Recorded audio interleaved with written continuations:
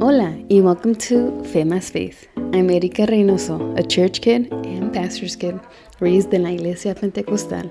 I'm hoping to share encouragement and compassion to struggling church kids like myself. Thank you for joining me on today's episode. So we all know that the Latino experience in America is not a monolith.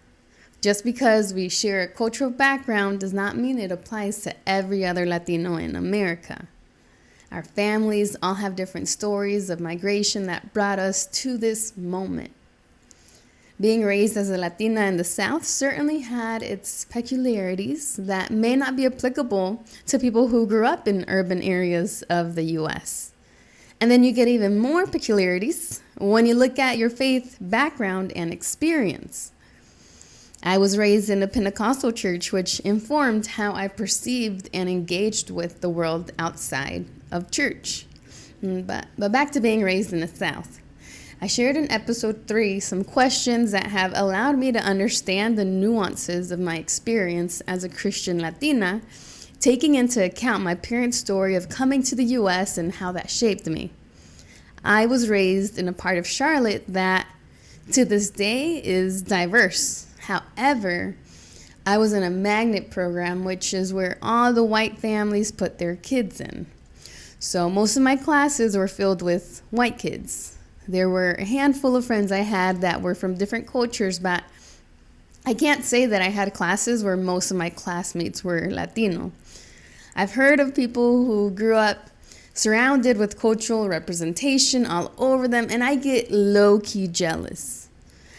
I faced so many identity insecurities and questioning because I was mostly surrounded by white people. And as I grew, I'd compare my beauty, my image, my value to the white kids in my classrooms. I began to internalize the messages of white supremacy that to be good was to be white. I didn't have enough confidence in my own cultural identity to value it and be proud of it. But in parentheses, there was a window of time in 7th grade where I was borderline nationalist after a trip to El Salvador, but that didn't last long, okay? Just gonna clear that out. But I sought validation in my identity in different ways. When I was placed in a class with kids who looked like me, I sought friendship with them. When I was at church with kids who were from where my parents were from, I felt my chest fill up with joy. When I traveled to El Salvador, I held on to the excitement of learning about my culture. However, when I'd walk into class after class and see the white kids in my classes hold some social stance that I didn't have, I longed to be like them. I'd get the fake Birkenstocks and I splurged on one single Hollister shirt that I would wear until the threads fell apart. I was so confused in my own cultural identity, and that is what has led me to be particularly sensitive to understanding the complexities of being bicultural. Well, by the time I graduated high school and moved on to college, I had grasped on tighter to my cultural identity and began to stop those behaviors of assimilating. You know, something about being a first-generation college student going to a prestigious college just fills you up with joy and excitement to be an orgullo hispano. So I went to college with the desire to stay connected to my cultural identity and find a home where I could connect with others like me. That was particularly challenging because I went to a predominantly white institution where I think only 5% of the student body was Latino when I went there. So on the day of the fair, where all the student organizations put out their tables to recruit new members, I walked around looking for some form of connection to my cultural identity. I found the Latin American Student Org and, tried it out for a bit, but I still wanted connection to my culture, but really through the college ministry I joined. And I remember setting up a meeting with the college chaplain to ask him about any ministries that serve the Latinos. And he told me no. There weren't any ministries specifically for Latino students, but he did nudge me to one campus ministry that was the most diverse on campus. So I connected with that campus ministry and spoke to the campus minister about beginning a Bible study for Latino students. And after some time, I launched Latinos of Faith at a PWI in order to satisfy my longing to stay connected to both my culture and my faith. I remember making the Facebook event to our first meeting, and sending Facebook invites to everyone on my friends, and like 10 people were yeses, 20 were interested, and 100 were no response. I was very much like Michael Scott when he started his own paper company and invited people to the pancake breakfast. If you know, you know. But leading up to the launch of Latinos of Faith, I was so excited by the thought that I would connect with others in a way that was important to me. And over the years that I led this group, the most I ever had in a meeting was like 7. And I do cherish many moments I had during the existence of Latinos of Faith with friends I made and memories that I'll remember forever.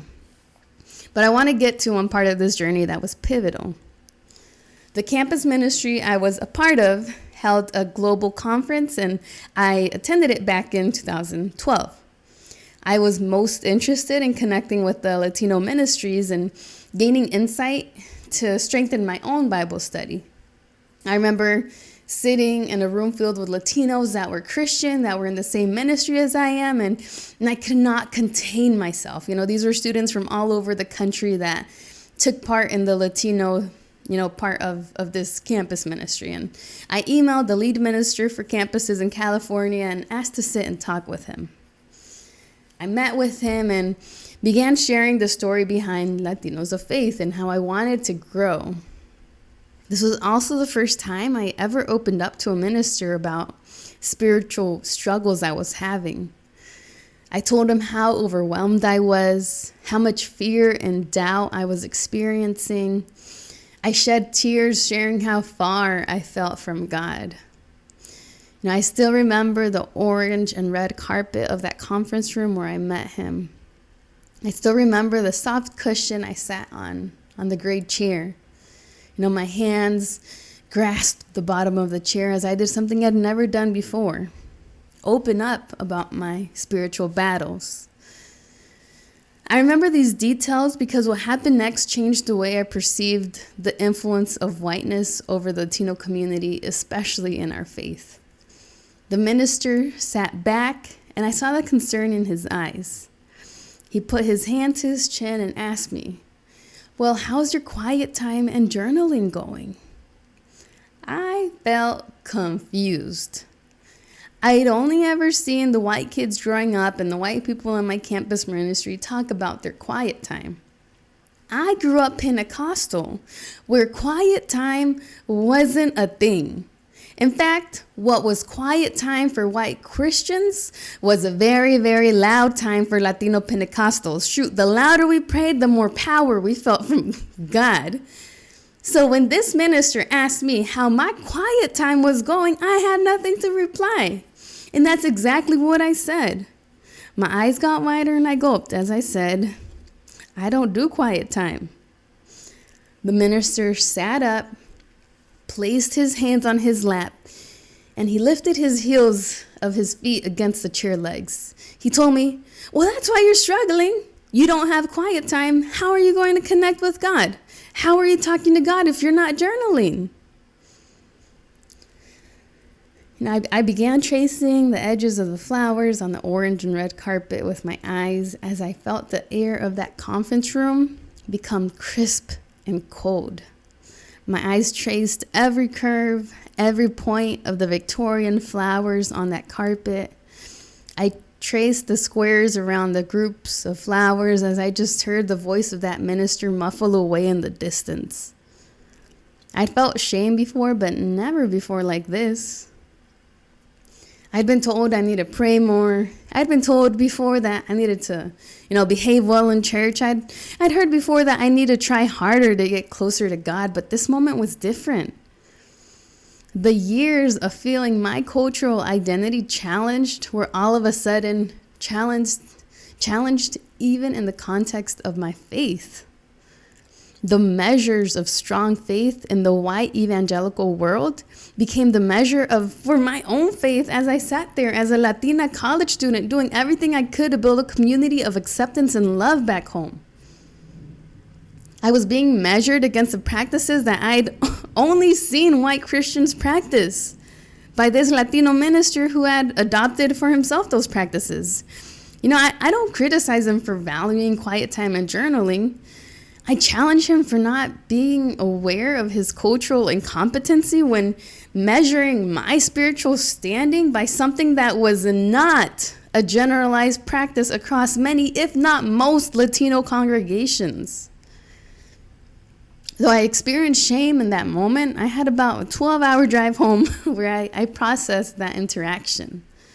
On one level, I felt disconnected by my own people when a Latino minister called me out in such a nasty way. What had felt like a connection to my community became a sense of disconnection.